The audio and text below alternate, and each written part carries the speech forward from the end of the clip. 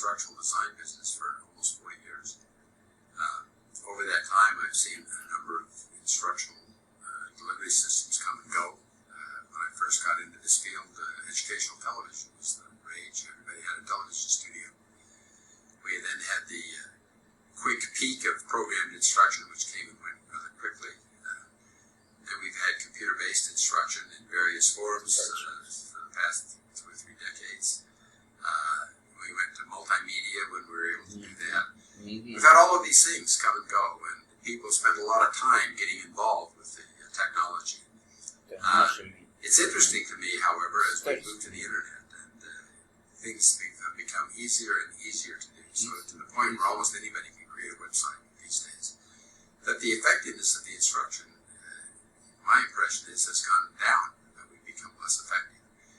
It's so easy to dump information onto the web that many of the sites that are called educational sites or instructional sites are really just information dumps. And at one point people called this shovelware. Shovel your course onto the internet. And most of this is very ineffective. In fact, much instruction, even some that's created by highly reputable firms, sometimes turns out to be relatively ineffective. Because it violates principles that we know are important for learning to take place. Over the past several years, I've done a thorough study of many of the instructional design theories and a lot of the research on instruction out there. And from that, we've tried to extract these first principles. And while there are lots of details of these principles, the things that make the most difference are really simple. First of all, we need to show people what we're trying to teach them instead of just tell them. So much instruction is tell, and we don't show them what to do.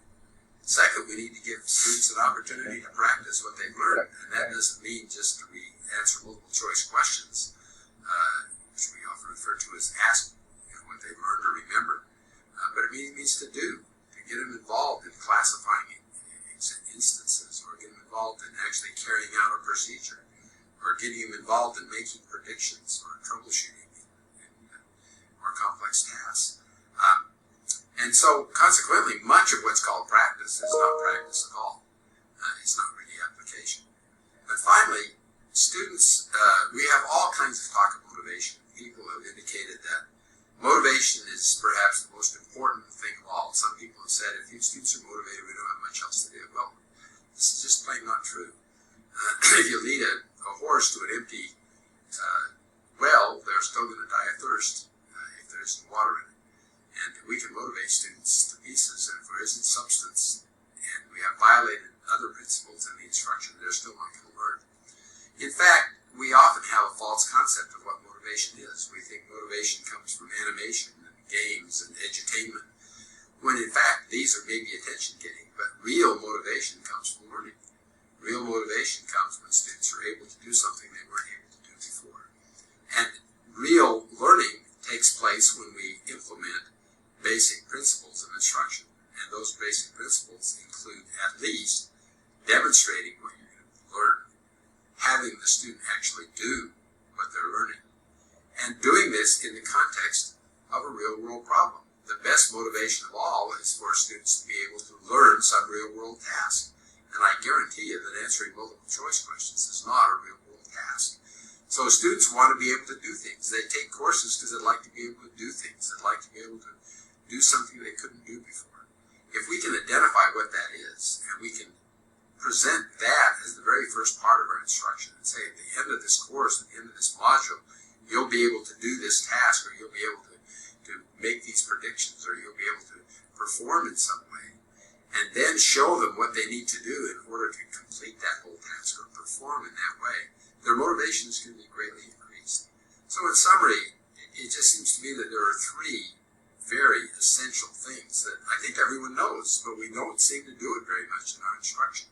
And that is, we need to demonstrate what's going to be learned, we need to give students a chance to apply what they're going to learn, and we need to do that in the context of real-world problems. So I think this is what I found, and I'm very discouraged as I look at the internet to see so many courses out there that violate these very basic, simple principles. Obviously, obviously there's some subtleties in these things, and there's some details. And in this particular presentation, we'll talk a few of those details, but there are more. But even if we just talk about the basics, and we can have demonstration and application and problem-centered, we're going to dramatically improve the instruction that's out there. My hope is that those of you who are viewing this video or participating in this course will be able to pick up some ideas that will help